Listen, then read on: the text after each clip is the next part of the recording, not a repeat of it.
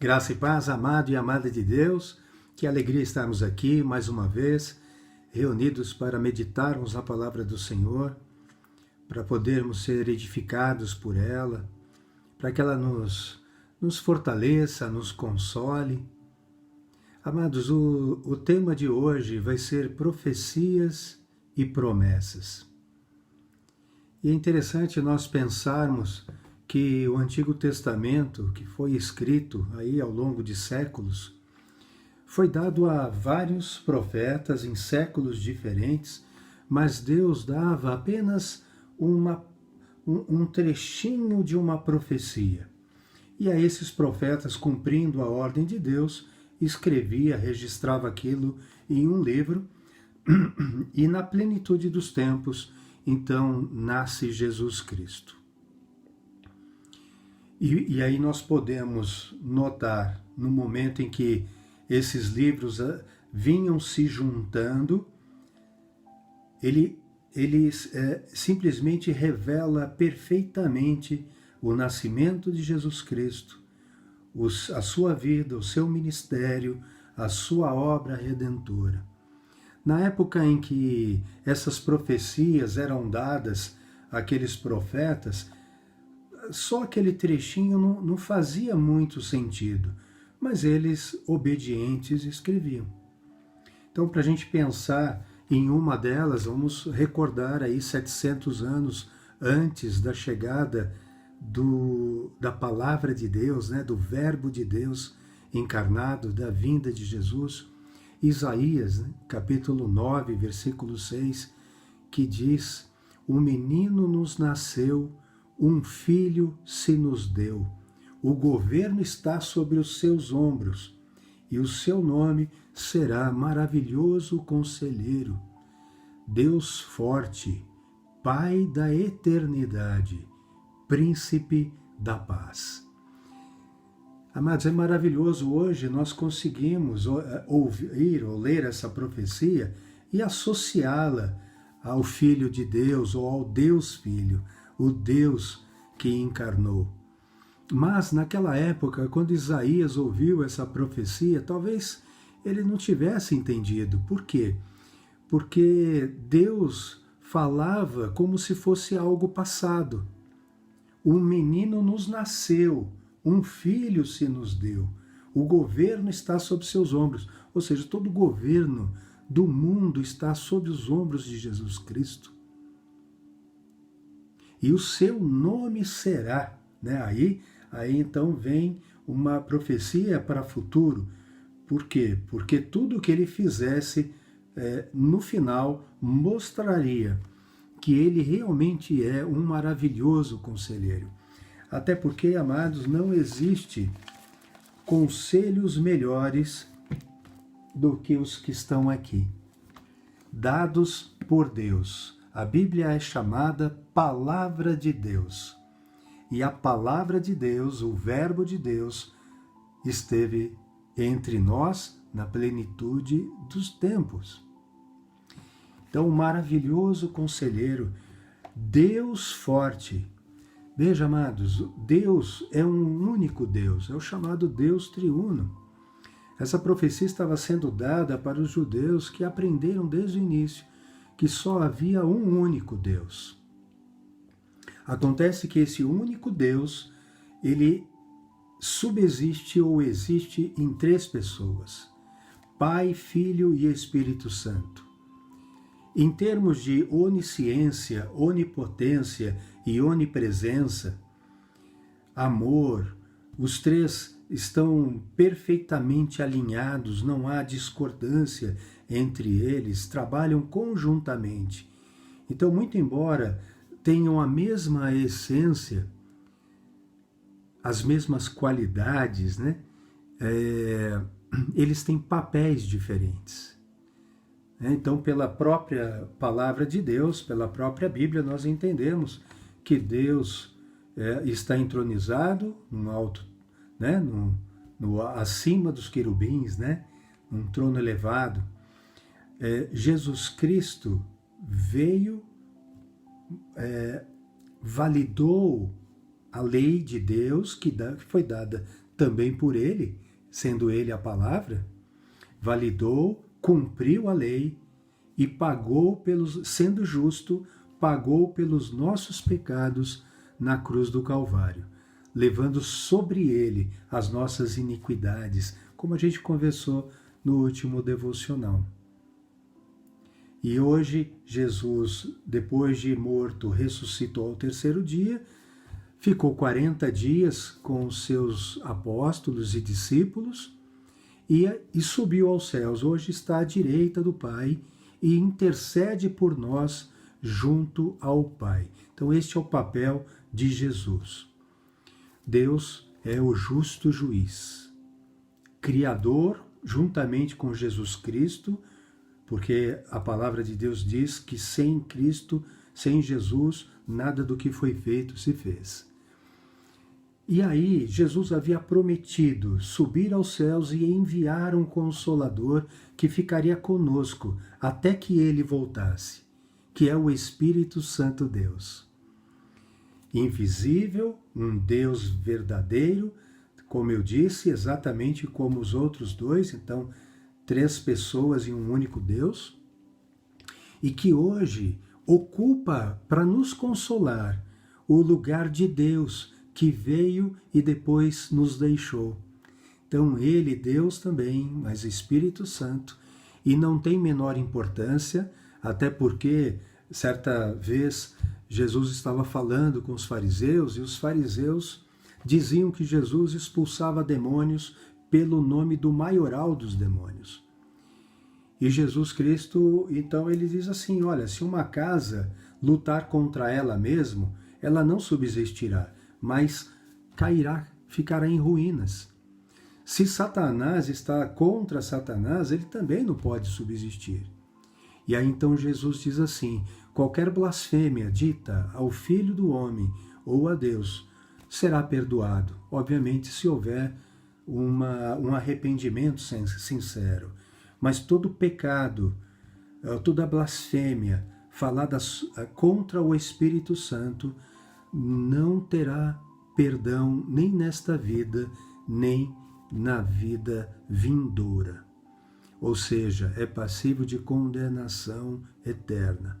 Então veja que o Espírito Santo de Deus também é uma pessoa que deve ser tão respeitada quanto o Pai e o Filho. Quando o apóstolo Paulo finaliza a sua segunda carta aos Coríntios, no capítulo 13, versículo 13, ele finaliza dizendo assim, que o amor de Deus Pai, a graça de Jesus Cristo e as santas consolações do Espírito Santo estejam com vocês. Quando a gente vê também Paulo, na sua carta aos Romanos, ele diz que, assim como Jesus intercede por nós, o Espírito Santo de Deus também, semelhantemente, intercede por nós com gemidos inexprimíveis, porque nós não sabemos orar como convém, e ele nos assiste em nossas fraquezas. Na primeira carta de Paulo a Timóteo, no capítulo 2, versículo 5, ele diz, Jesus Cristo, ele é o único mediador entre Deus e os homens. Então veja, se ele é o único que media, né? Ou seja, que intercede, como pode também o Espírito Santo semelhantemente interceder? Por quê? Porque eles formam um único Deus, é uma obra feita completamente por Deus. Jesus veio abrir um caminho para que nós pudéssemos acessar a Deus sem intermediários. Antes de Jesus, só se chegava a Deus, pedia perdão, através dos sacerdotes, que sacrificavam animais. Porque não há remissão de pecados sem derramamento de sangue, conforme nos declara as Escrituras. Mas então Jesus vem como um cordeiro perfeito, sem pecado, e faz um único sacrifício para todo sempre. E a partir dele, que é o sacrifício, é o Cordeiro e, ao mesmo tempo, o sumo sacerdote eterno, conforme nos relata a carta de Hebreus, Jesus, então, é o autor e o consumador da nossa salvação, da nossa vida e da nossa salvação. Isso é maravilhoso, amados. Nós estamos prestes a comemorar o Natal no próximo domingo. Normalmente, nessa época, eu prego sobre o nascimento de Jesus. Mas hoje eu quero falar um pouquinho sobre promessas e profecias. E a gente já falou um pouco disso até aqui, até Jesus. Eu quero pedir para que os irmãos abram a Bíblia de vocês ou leia aqui embaixo no descritivo do vídeo, onde eu coloco o texto na mesma versão que está aqui na minha Bíblia, que é a Nova Almeida Atualizada. Mas vocês podem conferir na Bíblia de vocês, muito embora usem palavras um pouco diferentes, algumas traduções mais rebuscadas, né, com palavras um pouco mais difíceis de compreensão, outras até mais simples. Mas eu gosto muito dessa versão aqui. Eu tenho várias delas aqui comigo. Bom, eu quero ler primeiro com vocês Lucas 19, capítulo 41, onde Jesus chora ao ver Jerusalém. Jesus estava se aproximando de Jerusalém, entraria na cidade e estava prestes a ser preso, condenado, martirizado, crucificado. Mas olha só o que diz o versículo 41 em diante. Quando Jesus ia chegando a Jerusalém, vendo a cidade, chorou por ela, dizendo, olha a compaixão de Deus, amados. Jesus chorou por ela, dizendo, se você soubesse, ainda hoje, o que é preciso para conseguir a paz, mas isto está agora oculto aos seus olhos. Pois virão dias em que os seus inimigos cercarão você de trincheiras e apertarão o cerco por todos os lados, e vão arrasar você e matar todos os seus moradores. Não deixarão pedra sobre pedra, porque você não reconheceu o tempo em que Deus veio visitá-la. Amados, Jesus, o Deus Filho, estava ali, em Jerusalém, depois de 3 anos de ministério, chamando aquelas pessoas ao arrependimento. E ele continua fazendo isso até os dias de hoje, através da sua palavra, que ficou registrada para que todos nós tivéssemos a oportunidade de reconhecer o tempo em que Deus veio visitá-la. E que tempo foi esse? Foi o tempo em que a palavra foi ouvida por aquelas pessoas e pelo próprio Deus. Não reconheceram o tempo em que Deus veio visitá-la.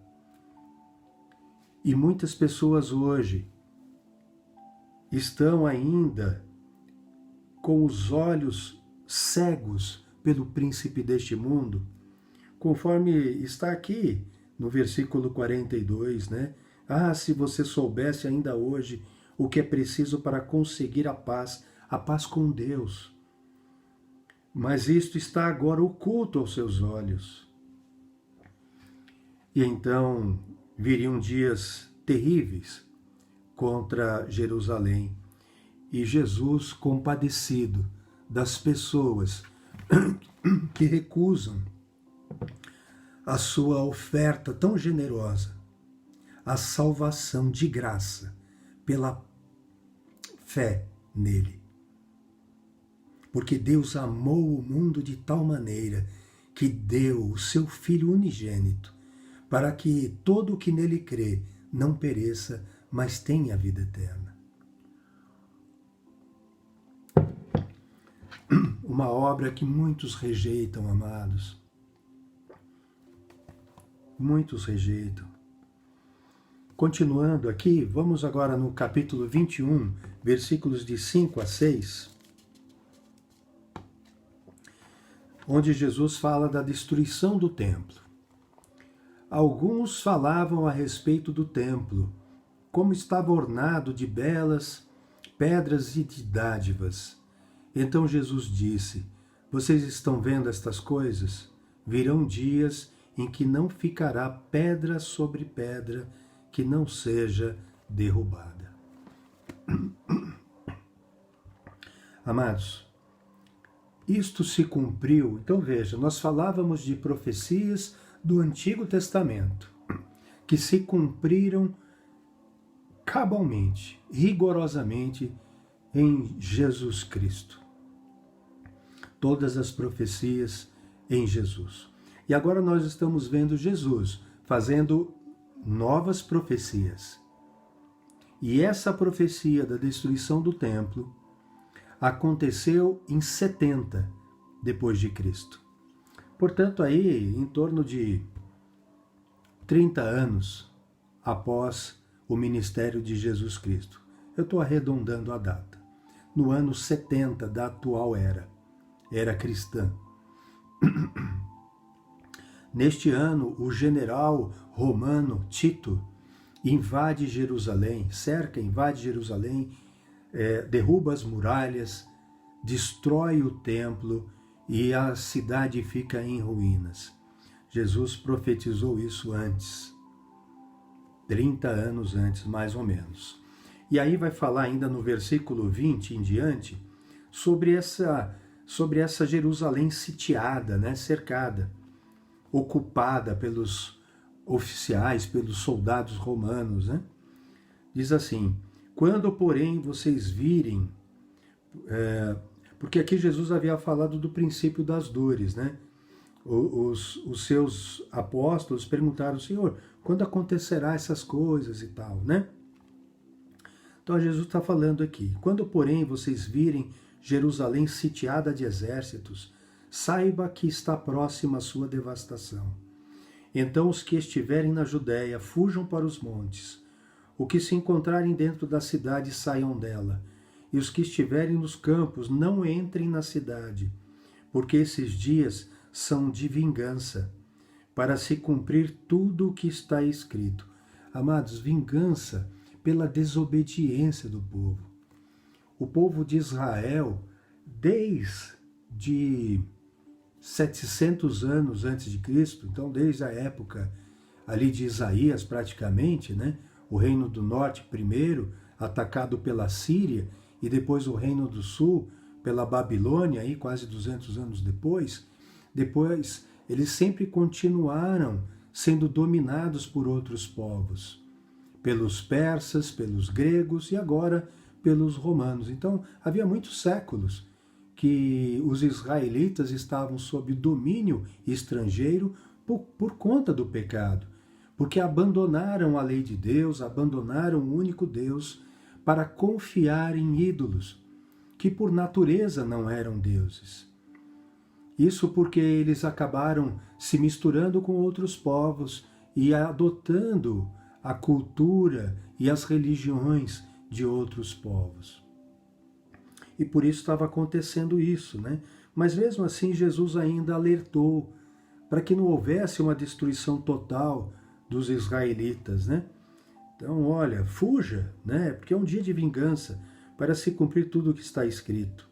Ai das que estiverem grávidas, das que amamentarem naqueles dias, porque haverá grande aflição na terra, e ira contra o povo. Cairão a fio de espada e serão levados cativos para todas as nações, e até que os tempos dos gentios se completem, Jerusalém será pisada por eles. Veja que Israel, a partir de 70, ele não existiu mais como nação.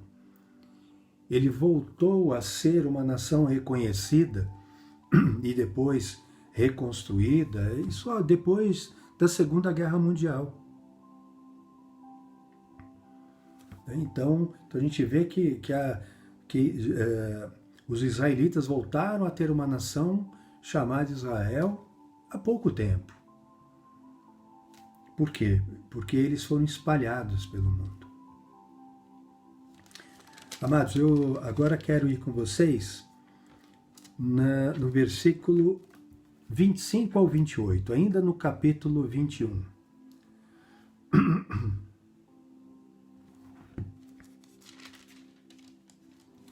A vinda do Filho do Homem. Então agora Jesus está falando da sua volta, porque Jesus prometeu que voltará, e o Espírito Santo estará conosco até este dia. E qual é o papel do Espírito Santo, segundo o Evangelho de João? É que ele nos convenceria do pecado, da justiça e do juízo. Ele nos ensinaria todas as coisas. Ele nos faria lembrar de tudo quanto Jesus nos falou. Jesus é a palavra de Deus. Então, ele é que nos lembra a palavra de Deus. E ela nos conforta, nos edifica, nos ajuda a caminhar sem nos desviar para a direita ou para a esquerda, estando próximo do nosso Pai, onde ele pode cuidar de nós. Por quê? Ele poderia cuidar de nós de qualquer forma, mas Ele quer que nós estejamos com Ele, não façamos como o filho pródigo, que foi embora, se afastou da presença do Pai, foi para o mundo, viveu na orgia, gastou toda a sua herança, e aí depois passou fome e começou a sofrer, então lembrou de novo que na presença do Pai, na casa do Pai, não lhe faltava nada. E aí então ele se arrepende e volta. E esse Pai tão amoroso, ele vai ao encontro do filho. E o filho ainda estava dizendo: Pai, eu pequei contra o Senhor, não sou digno mais de ser chamado de filho, pode me tratar como um dos seus empregados. Mas o pai não está nem aí, ele chama os seus servos e diz: olha, me traga uma roupa nova, sandálias para os pés, um anel para o dedo, mate um bezerro cevado, vamos festejar, porque este meu filho estava perdido e foi achado, ele estava morto e reviveu. Este é o nosso Pai, amados. Então aqui diz assim, nessa profecia agora da vinda do Filho do Homem: haverá sinais no sol, na lua e nas estrelas, sobre a terra, angústia entre as nações e perplexidade por causa do bramido do mar e das ondas. Haverá pessoas que desmaiarão de terror e pela expectativa das coisas que sobrevirão ao mundo, pois os poderes dos céus serão abalados, então verão o Filho do Homem vindo numa nuvem, com poder e grande glória. Ora, quando estas coisas começarem a acontecer, levantem-se e fiquem de cabeça erguida, porque a redenção de vocês está próxima, ou se aproxima. Amados, Jesus foi pregado na cruz, foi sepultado, ressuscitou, subiu aos céus. Então, uma imagem que é muito comum vermos é de Cristo crucificado como um homem, cheio de fraquezas, todo machucado, ensanguentado. Eu quero dizer para você o seguinte: a cruz está vazia. Glória a Deus. Jesus não está mais lá e ele vai voltar agora com a sua majestade e glória entre as nuvens, com grande poder. Esse é o nosso Deus que governa, é o Deus Todo-Poderoso, e a gente vai ver isso daqui a pouquinho. A redenção de vocês se aproxima. Então veja, não vai dar para nós duvidarmos ou não, ou termos dúvida de quem é o verdadeiro Cristo. Lembrem-se que Cristo, ou Christus em grego, significa ungido. Muitos vão se dizer o ungido de Deus aqui na terra, o representante de Deus aqui na terra. Isso já acontece há muito tempo. Entronizados, inclusive, em tronos como se fossem reis e tudo mais. E tudo bem, amados, não quero falar sobre isso, mas eu quero falar que quando Jesus vier, então nós não teremos dúvida, porque grandes sinais vão acontecer. Aí vamos falar aqui Então Jesus vai nos contar uma exortação à vigilância. Ele falou assim, então até que eu venha, tomem cuidado com isso. Olha a exortação de Jesus. Tenham cuidado para não acontecer que o coração de vocês fique sobrecarregado com as consequências da orgia, da embriaguez, das preocupações deste mundo. E para que aquele dia não venha sobre vocês repentinamente. Então, amados, a gente não pode viver como se fôssemos viver eternamente. Um dia a nossa vida acaba e acaba com ela a nossa esperança de salvação, porque depois da morte vem o juízo, conforme está também na carta de Hebreus, no capítulo 9. Então, nós não podemos estar sobrecarregados com essas coisas do mundo, bebedeiras, orgias e qualquer outro tipo de preocupação que rouba o nosso tempo de intimidade com Deus, seja na oração, conversando com o Pai, seja lendo a sua palavra e ouvindo Ele falar conosco. E aí continua no verso 35, como uma armadilha. Então, que ele venha sobre vocês repentinamente como uma armadilha, pois sobrevirá a todos os que vivem sobre a face de toda a terra. Esse dia vem sobre todos. Portanto, vigiem o tempo todo, orando, para que vocês possam escapar de todas essas coisas que têm que acontecer e para que possam estar em pé na presença do Filho do Homem. Jesus ensinava todos os dias no templo, mas à noite saía e ficava no monte chamado Oliveiras, e todo o povo madrugava para ir ao encontro dele no templo a fim de ouvi-lo. Amados, veja como eles acordavam de madrugada com um desejo no coração de ouvir Deus falar com eles. Será que nós temos o mesmo amor para ouvir Deus falar conosco? Será que nós estamos mesmo vigiando, orando e não nos sobrecarregando com tantas distrações, amados, que existe neste mundo? Porque a maior arma do inimigo, de Satanás, é roubar o nosso tempo, de modo que nós não consigamos tempo para conhecer a Deus, para desenvolver um relacionamento com Ele, para deixar que Ele nos transforme, para que Ele possa nos salvar e nos guiar de volta para o seu reino eterno, para estarmos com Ele para todo sempre. Não é para todo mundo, amados, mas para aqueles que o amam de verdade, em espírito e verdade.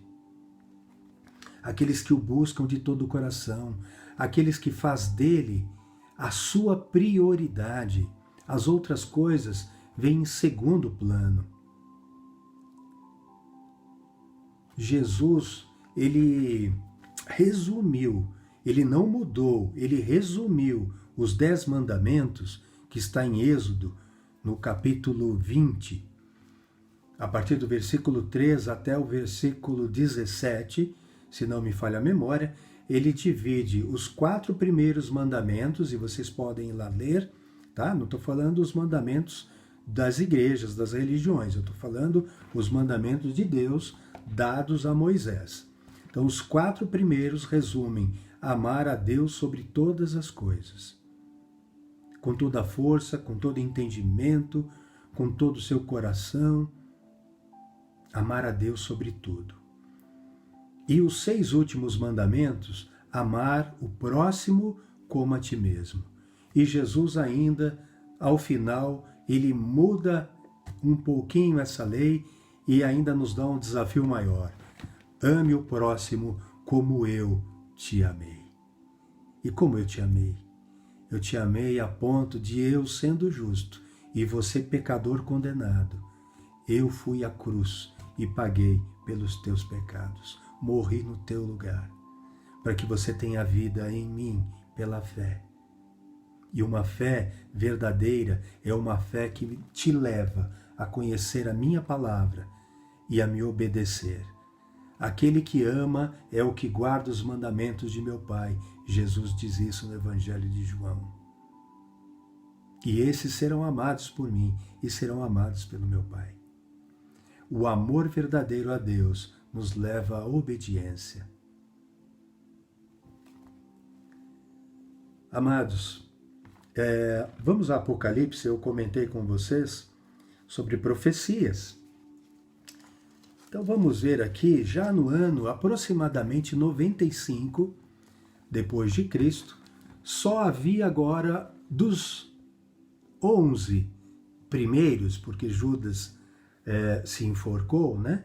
Depois Matias assumiu o lugar dele em Atos, capítulo 2 a gente vê isso, né? Ou capítulo 1, não me lembro, mas Matias assume. Mas aqui, de todos aqueles apóstolos, só João agora estava vivo. Todos os outros haviam sido martirizados e mortos. E João estava agora isolado ou exilado, né, na ilha de Patmos. E aí veja só o que acontece, né? Jesus Cristo dá uma revelação. E revelação é justamente o significado da palavra Apocalipse. Apocalipse, grego, significa revelação. Então, vamos ler só do versículo 1 ao 18 para finalizar. O que era desde o princípio, o que ouvimos, o que vimos com os nossos próprios olhos. João escrevendo, amados, testemunha ocular de Jesus. O que era desde o princípio, o que ouvimos, o que vimos com os nossos próprios olhos, o que contemplamos e as nossas mãos apalparam a respeito do verbo da vida. Verbo, no original grego, logos, que significa palavra, a palavra de Deus que encarnou. Verso 2: E a vida se manifestou, e nós a vimos, e dela damos testemunho, e anunciamos a vocês a vida eterna, que está com o Pai e nos foi manifestada. O que vimos e ouvimos, anunciamos também a vocês, para que também vocês tenham comunhão conosco. Amados, perdão, eu estou lendo a primeira carta de João e por acaso ele fala sobre o mesmo tema. Mas tudo bem, vamos terminar só esse trechinho aqui. Eu não tinha pensado nele, mas acho que não está aqui eu não peguei por acaso. Deve ter um propósito de Deus hoje para nós. A comunhão é com o Pai e com o seu Filho, Jesus Cristo. E escrevemos estas coisas para que a nossa alegria seja completa. Amados, veja então que aqui nós vemos de novo o apóstolo João dando testemunho de Jesus Cristo. Agora sim, vamos para Apocalipse.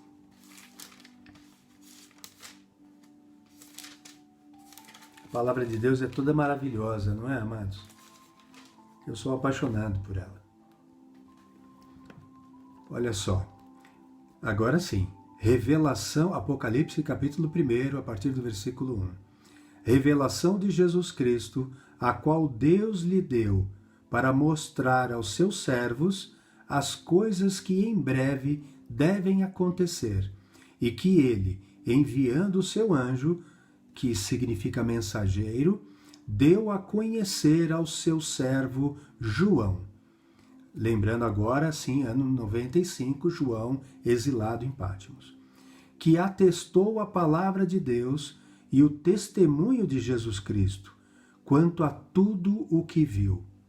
Bem-aventurado aquele que lê, e bem-aventurados aqueles que ouvem as palavras da profecia e guardam as coisas nela escritas, pois o tempo está próximo. João, às 7 igrejas que estão na província da Ásia, que a graça e a paz estejam com vocês, da parte daquele que é, que era e que há de vir, da parte dos 7 Espíritos que estão diante do trono, do seu trono, e da parte de Jesus Cristo, a fiel testemunha, o primogênito dos mortos e o soberano dos reis da terra. Por que primogênito dos mortos? Porque Jesus foi o primeiro a ressuscitar eternamente. Todos os que foram ressuscitados até então, inclusive por Jesus Cristo, lembrando de Lázaro, por exemplo, voltaram a morrer. Mas Jesus foi o primeiro que ressuscitou para viver eternamente. Até porque ele é e há de vir. Ele estava com Deus desde o princípio da criação. Então ele é eterno junto com Jesus, com Deus e com o Espírito Santo. E continuando aqui. Aquele que nos ama e pelo seu sangue nos libertou dos nossos pecados e nos constituiu reino, sacerdotes para o seu Deus e Pai. Veja o que nós somos, amados, pela fé em Cristo. Efésios diz que nós somos adotados como filhos de Deus, perdoados, remidos. E aqui nós fomos constituídos reino e sacerdotes para o seu Deus e Pai. A ele a glória e o domínio para todos sempre. Amém. Eis que ele vem, olha só como ele vem, eis que ele vem com as nuvens, e todo olho o verá, até mesmo aqueles que o traspassaram. Quem foram os que traspassaram Jesus com lança? Foram os romanos. E todas as tribos da terra se lamentarão por causa dele. Todas as nações se lamentarão por causa dele. Por quê? Porque não reconheceram o tempo em que Deus veio visitá-los. E eles não se arrependeram, e agora é tarde demais. Eu sou o Alfa e o Ômega, a primeira e a última letra do alfabeto grego, que significa eu sou o primeiro e o último. Eu sou o Alfa e o Ômega, diz o Senhor Deus, é Jesus, diz o Senhor Deus, aquele que é, que era e que há de vir, o Todo-Poderoso. Amados, domingo nós vamos celebrar, lembrar do nascimento do Todo-Poderoso Deus, daquele que criou todas as coisas, os céus, a terra e tudo que neles existem. O herdeiro de Deus e aquele que veio nos chamar para a sua maravilhosa luz, para a reconciliação com o Pai, para termos paz com Deus e para sermos salvos através da fé nele. Ele nasceu um dia, há um pouco mais de 2000 anos, e esteve entre nós e voltará. E quando ele voltar, segundo 1 Tessalonicenses capítulo 4, a partir do versículo 13, ele vai dar uma palavra de ordem, e soada a trombeta do anjo, os mortos ressuscitarão primeiro. E aqueles que estiverem vivos, perseverando na sua palavra, no caminho, na verdade e na vida, na fé em Jesus Cristo, serão arrebatados, não verão a morte. E todos os mortos que foram primeiro, e em seguida a igreja de Jesus Cristo arrebatada, todos nós nos encontraremos com ele e estaremos com ele para sempre. Amados, isto é uma promessa. E assim como todas as profecias se cumpriram até Cristo e depois de Cristo, e nós vimos algumas aqui, assim também se cumprirá quando Cristo voltar. E os sinais estão cada vez maiores. Jesus está voltando. Então que nós tenhamos o nosso coração voltado para ele, que nós o busquemos de todo o nosso coração e ele se deixará achar por nós. Nos perdoará dos pecados, sarará a nossa terra, todos os papéis na nossa vida, nos transformará por sua palavra. Nós não viveremos mais nos padrões deste mundo, mas nós seremos transformados pela renovação da nossa mente, pela palavra de Deus, para que nós conheçamos como ela é boa, agradável e perfeita, como é maravilhoso viver ainda aqui, nesta vida, na presença de Deus, no centro da sua vontade, e sentir todo o seu cuidado sobre a nossa vida, mesmo em meio a dificuldades, em meio a grandes aflições, nós encontramos alegria na esperança, convicta de que o Senhor nos dará a vitória. Amados, vamos orar para finalizar? Deus amado, Pai querido e maravilhoso, obrigado, Senhor, por Tua palavra, que nos enche de alegria, Pai, que nos conforta, que nos consola, que nos faz, Pai, olhar para o reino eterno e a não nos preocuparmos tanto com esta vida passageira, com estas coisas materiais que deterioram com o tempo, mas que o nosso coração esteja sempre voltado no Teu reino, porque onde está o nosso tesouro, lá estará o nosso coração, Pai. Abençoa cada um dos amados que está aqui ouvindo esse devocional hoje. Revela, Senhor, a Tua bondade, o Teu Filho amado no coração de cada um. Que haja, Senhor, uma conversão verdadeira para Ti, Pai. Que os leve para os Teus caminhos, para que sejam libertos das mentiras, das fábulas, das vãs religiões, mas que entendam que Jesus Cristo não é uma religião, Jesus Cristo é Deus. E que possam reconhecer que Ele está aqui agora, visitando essa pessoa. E que ela reconheça esse tempo, esse dia que se chama hoje, e aceite essa graça tão maravilhosa. Em nome de Jesus. Amém. Amados, nos vemos, se Deus permitir, na próxima quarta-feira, e eu desejo a todos um Feliz Natal, lembrando do nascimento de Jesus Cristo, o verdadeiro Deus e a vida eterna. Um beijo no coração de todos, amo vocês.